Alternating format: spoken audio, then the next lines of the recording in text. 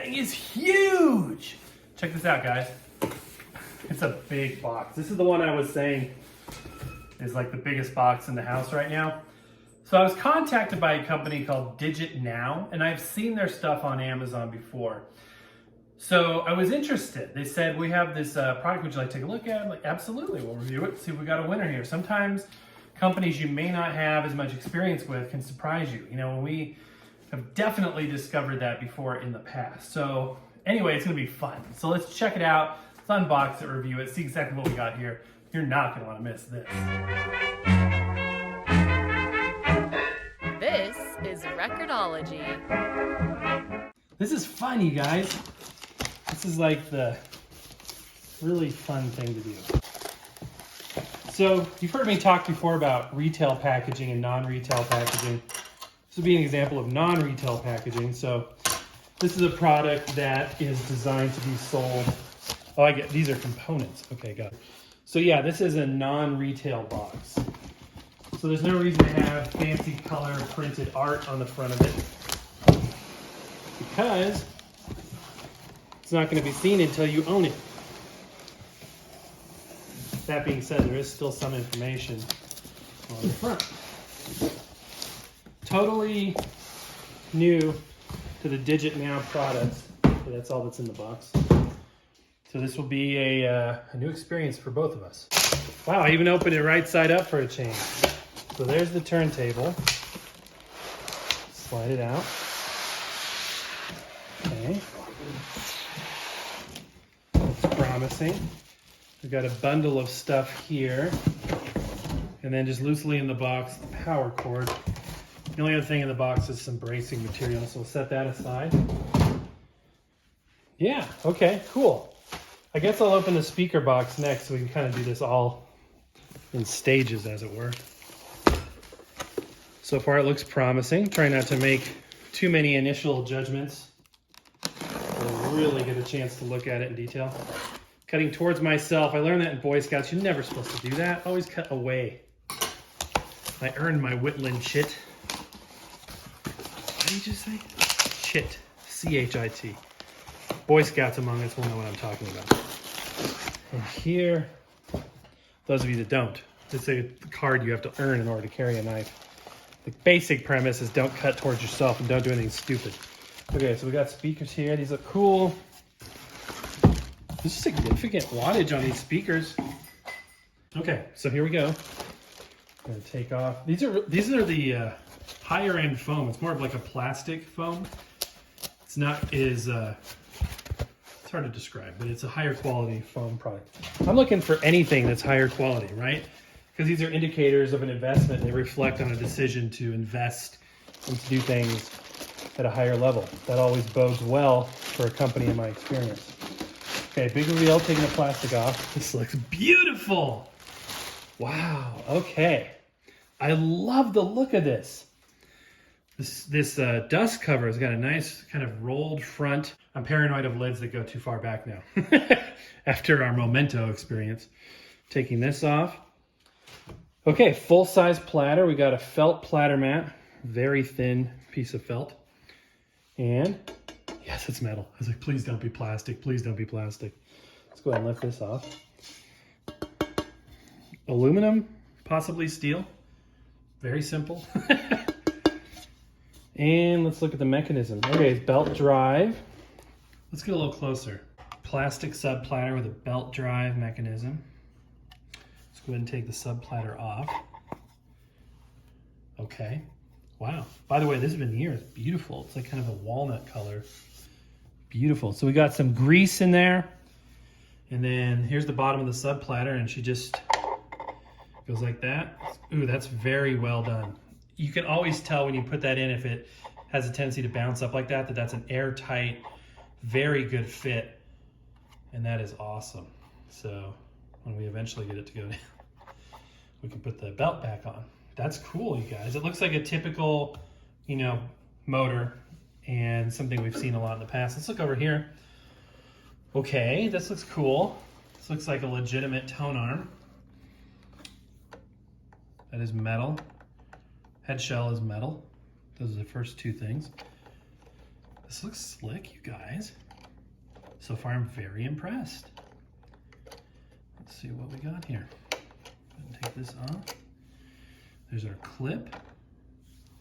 We got a little cueing lever here. Very nice. Put this back on here. Got an AT3600L cartridge. There's nothing wrong with that whatsoever. Let's go ahead and take the guard off.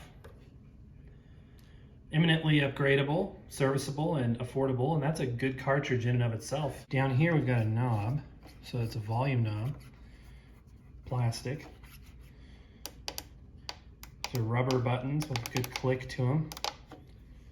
So there's this, it's an interesting, like a digital switch for the speed, the mode, which is probably Bluetooth and phonograph mode. There's a Bluetooth light, phonograph light. Play and pause for the Bluetooth. Really cool. Okay. Well, let me get it put together and we'll take a look at those speakers. See where they punched the hole out of this. Piece is still there. That's okay. That's okay. We're gonna look past that. Small problem. Really grown to appreciate it when they put these little rubber stops on dust covers. It gives it kind of a softer touch when it's down like that. So I'm glad to see that for sure. Okay, so let's look at the back panel. This is really interesting. So the amplifier is built into the turntable, on and off switch. Here's where you can connect your speakers.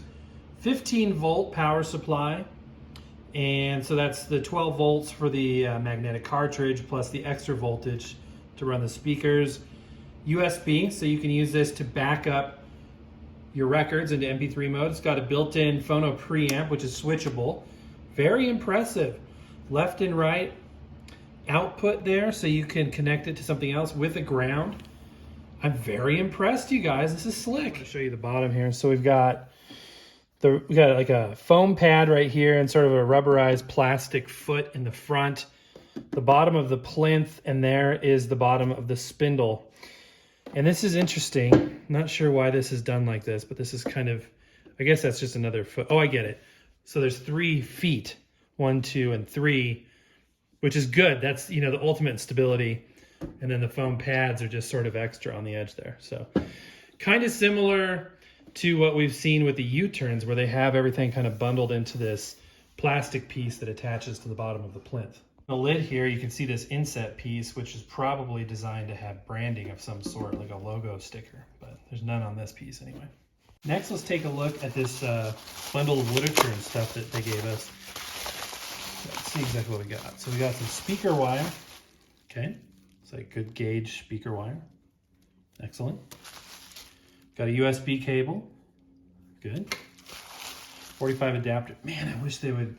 This is the cheapest, least plastic possible model of 45 adapter. Actually, I think there's one that's a little bit worse than this, but still, it would be such an important thing if they had like an aluminum 45 adapter.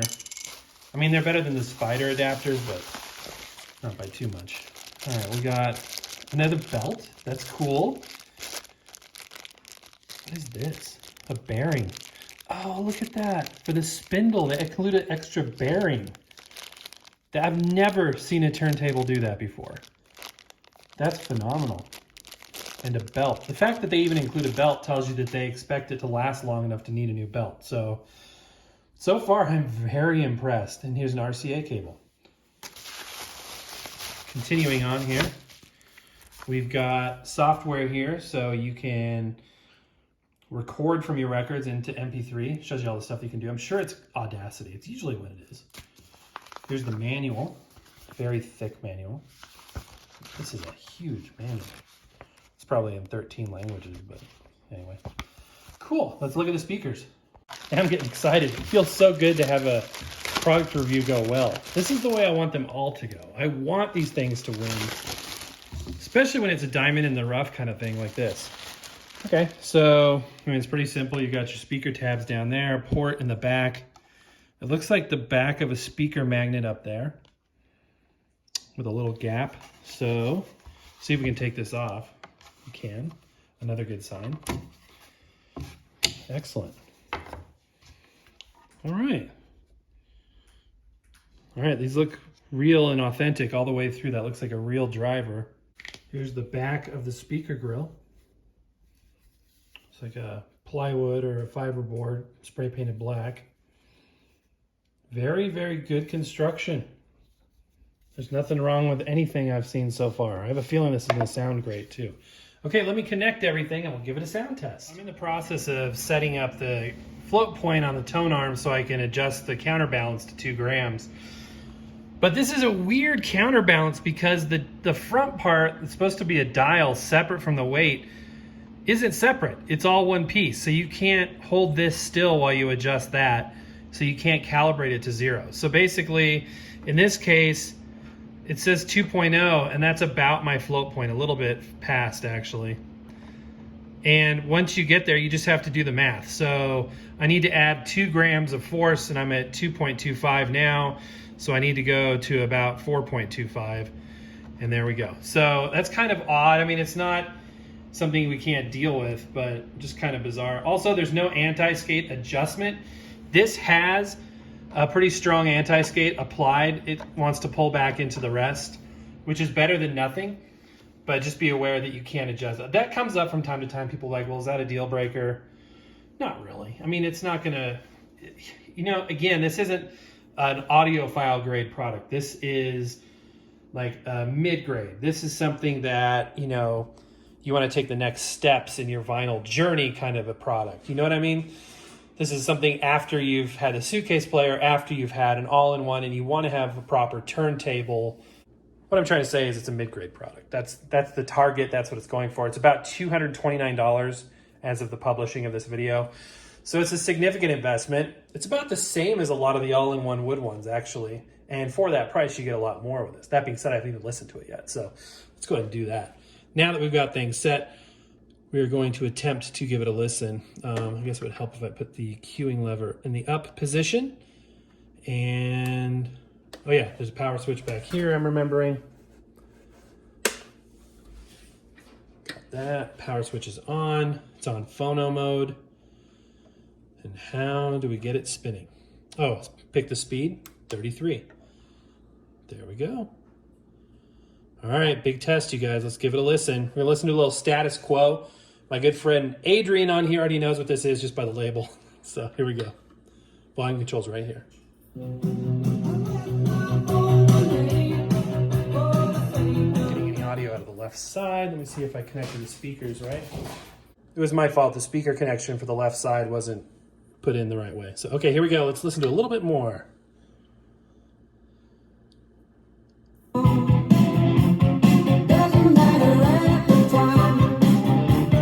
I like it.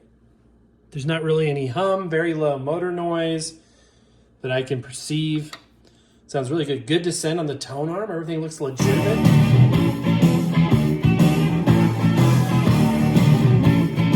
Wish I could play more. You know how it goes. By the way, this is fully manual. One thing that looks, I want to make sure that the head shell's aligned properly. It seems to me, I'm going to turn this down so I can do this without music playing. Okay, so the head shell is canted at a weird angle. Let me show you what I mean. See how it's like crooked? So that's not ideal. I think that would probably be adjustable. You guys are laughing when I say it's not ideal. It's a problem. Okay. So let me see if that's adjustable or not. As you can see, the head shell is attached to the tone arm with this screw, which also looks like it serves as a grounding post. So I might be able to make that adjustment. Doesn't want to twist by hand, which is a good thing, but it may take me some time to get that adjusted. So for today, we're gonna skip it. I mean, it still sounds fine, but we'll wanna get this obviously resolved. And while we're down here, I thought we'd take a look and see if there's any platter wobble. There's a little bit. It's hard to tell if that's gonna impact. Yeah, it's warped a little bit, or wobbling a little bit there. Yeah, I thought it might just be the trim on the bottom, but it looks like, the platter mat's not helping things, but looks like there may be a little bit of wobble in that platter. Okay, now let's listen to a 45. Put on my super duper high quality 45 adapter. Press the 45 button. And we'll put on a Columbia Hall of Fame series. This is your friend and mine, Johnny Mathis. Gotta love him. Still kicking it. If you watch like YouTube videos, interviews with him, he's still completely youthful and vibrant. It's amazing. Like this guy could easily go record today, no problem at all. This record, oh, that's a tight 45 adapter. For a second there, I thought I had a super warped record, but no. So I brought a brush along. This is not included, by the way. This was from an MPK unit, I believe. Yeah.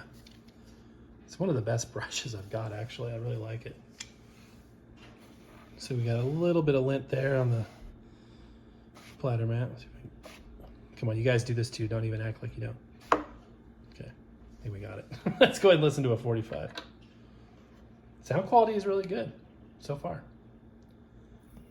And darling, I'll run to you. It's a kind of a crackly 45. Man, I wish that head shell wasn't twisted like that. It's a weird, whoa. Oh, I see. We're right on the edge of where it thinks the record should be ending. So. Let's back it up just a little bit. Oops, okay, let's not destroy the needle. That's why right there is why I use the tone arm lift, because I am so shaky that I can't do that right. You try too hard. The sound is good though. The sound is really good, even though the needle is, or the stylus is at the wrong angle. Man, this is snug. How bizarre. It's like the spider adapters just like comes off with the record. Or maybe the hole punch on this record is small. I don't know. Let's go ahead and flip it over here. And we'll listen to this side. Give it a little dusting. See how that's stopping? That's actually the platter mat sliding against the metal plinth, or the metal platter. Because that record is snug. Feelings you awakened in me. Sound is very rich. Speed seems accurate. I haven't tested it, but to the ear it sounds right. There we go again. So that would have to be to see if that's adjustable. Usually those are adjustable to see if you can make an adjustment on where the run out is on a record. Since that sad affair, she's lost. Interesting. Okay. Yeah. Alrighty then. Okay, so final thoughts. This is a very interesting review. I like it in spite of the couple of flaws that I noticed. The flaws that I noticed are indicative of one-off issues. So like the head shell assembly being, a little bit off. If we got another one, that likely wouldn't be the case. If you happen to get one that had that, you could do a return if you didn't feel like adjusting it yourself. Same thing with the platter. Minor platter wobble isn't a major deal. It's annoying, especially to OCD people like myself, but it's not going to be like a major deal breaker when it comes to the sound. As you could hear at this level, what we're doing here, the sound was great. Good speakers, 18 watts each, 36 watts of total power. The ability to connect it to an external sound system and use it as a completely independent turntable without the built-in amp, and then to have the built-in preamp that's switchable, the software, the whole presentation to me told me that this was a serious product, something that and to have a bearing, to have a spare bearing included, to me, that says something. So I'm going to look past the couple of minor issues we had. I'm not going to test the Bluetooth. I'm going to look past the couple of minor things because I think that this would be a great turntable for somebody getting back into vinyl. This would be great for a teenager. Like I guarantee you, my son Tyler, he wouldn't care about anything. It makes sound, it works, it's going to last, I presume. It's got, the features, it's got the build quality. So I think it's a winner. I really do. It's not 100%, but I think it's close. I think it's like 95, 98%. And for a lot of people, it's a lot of turntable for $229 because you get the speakers. You don't have to buy anything else. It's a complete system in a box. So that's huge. All right, guys, I'm going to go ahead and put the link down below if you want to snatch one of these as well. I'm also going to give my feedback back to Digitnow, let them know what we found out and see how they want to respond to that. Maybe we'll do a follow-up review. Maybe not. I mean, it just happens, you guys. They're making these things, in massive quantities. There's going to be ones that have slight variations. And yeah, people are going to say, well, that's why you buy, a Technics 1200. Not everybody can do that. So for those of us that can't do that, our price range is, $100, $200, $300 max on a good day. We're going to have to, there's a percentage, you know what I mean? There's a yield. So I think most people, reasonable people, understand that. So anyway, that's going to do it for now, guys. Happy record hunting. Don't forget to check out our Vlogmas, find out how you can win a brand new record player. But that's going to do it for now. Happy record hunting. We will see you tomorrow.